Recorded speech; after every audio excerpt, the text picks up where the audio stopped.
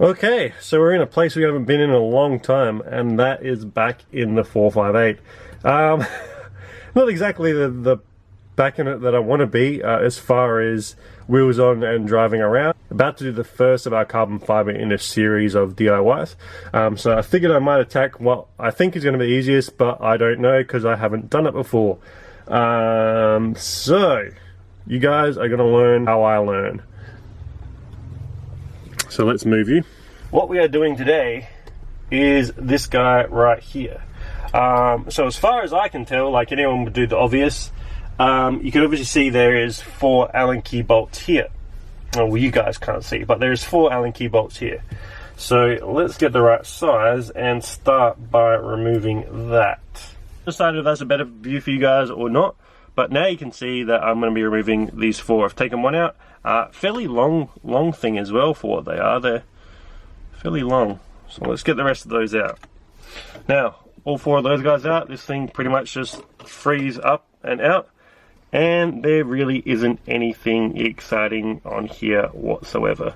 It's just like any other car, a stack of ugly wiring and a couple of switches on the back. So what you're going to have to do to remove these guys is obviously take out these Allen key bolts and do that. I'm going to do this inside, so I'll leave that for now, move on to this, figure out how to take the second half out, which doesn't look as easy, and we'll do that.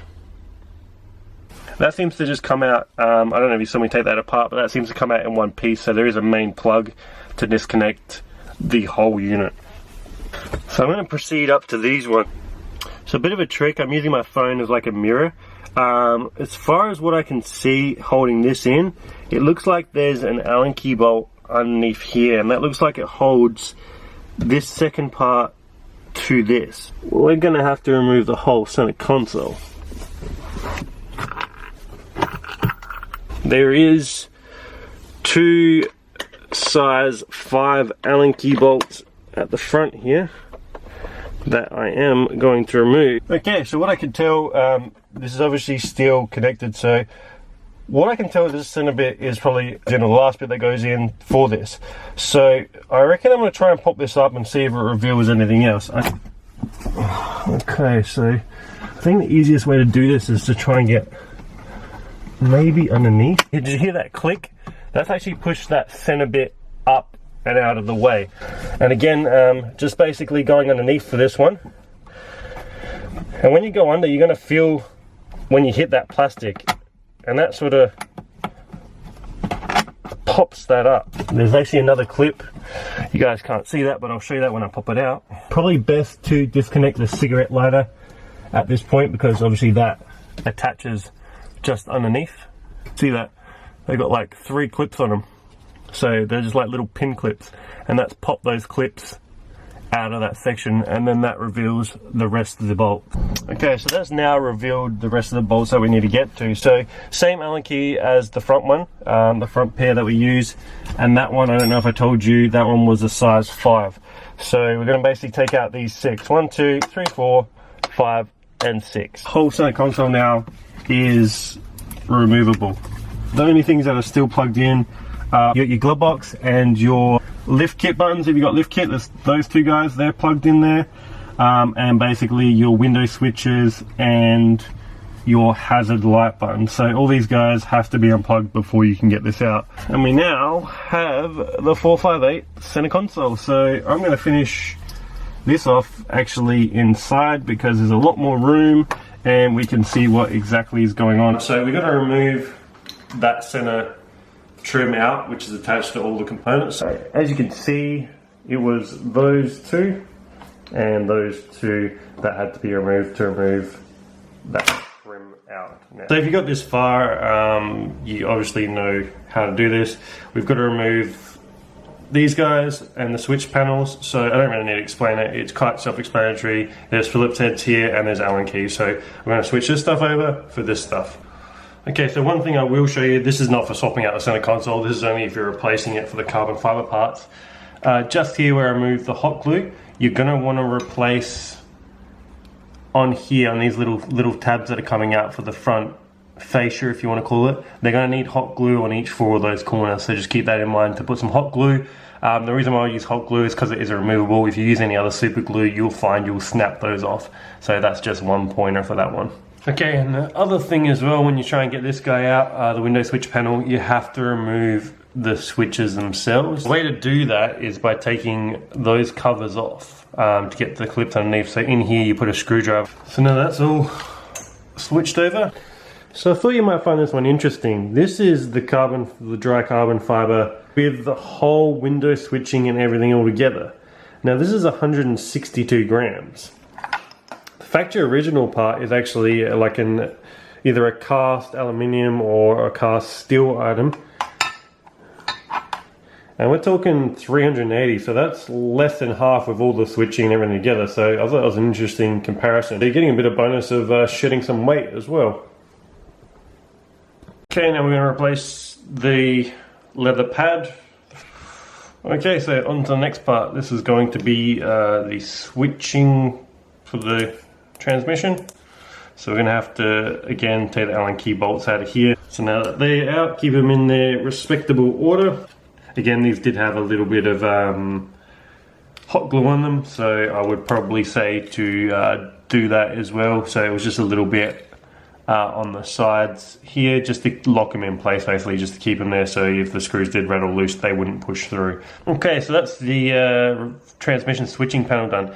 One very key important thing I'm going to tell you guys, if you're swapping out for carbon fiber, not obviously just pulling it out, don't put too much pressure on these bolts, because what actually happens, and luckily I checked it, I tightened these up. I'm like, oh, you know, I'll tighten them, and I press these buttons, and they locked on. They didn't actually do this. Listen.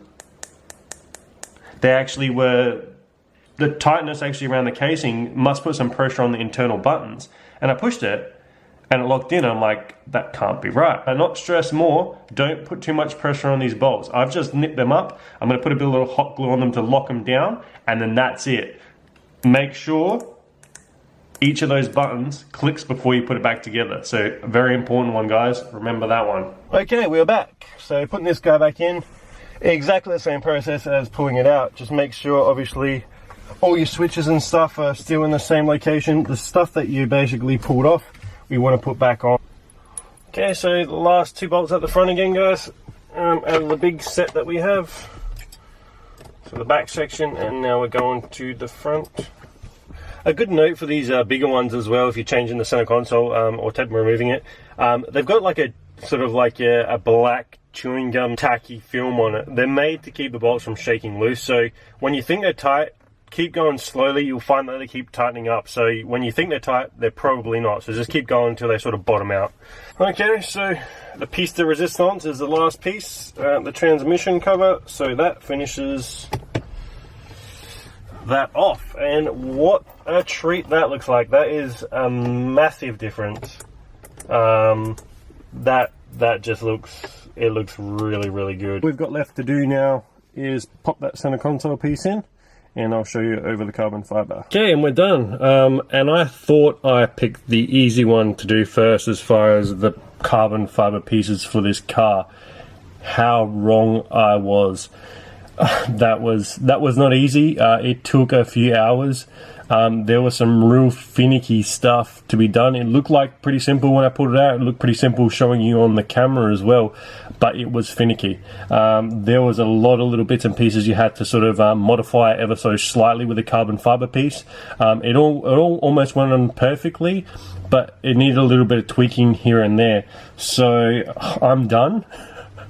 And that's the enthusiasm done for today. I'm not going to do any more because I do have work tomorrow as well.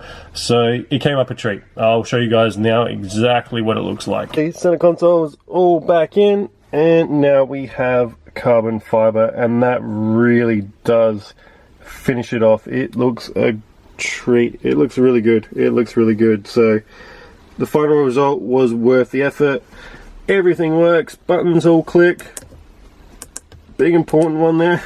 So that was one learning curve with the carbon fiber. Obviously it's not a perfect reference point for the screw holes, so they did tighten up, but I'm glad, I'm happy it's all finished. It matches the steering wheel carbon fiber as well. So yeah, it was worth it. It was definitely worth it. I hope that helped some guys obviously wanting to get to the center console or actually trying to remove it as well. Those extra steps for people that are swapping obviously the factory casting out for the carbon fiber replacement. It is finicky, and take your time. I'll show you guys, just take note to those little bits that I did tell you. It's very important because you don't want to go and pull all that stuff out again. So I hope that helped everyone, and my light is dimming out, which means it is time to go. As always guys, thanks for watching.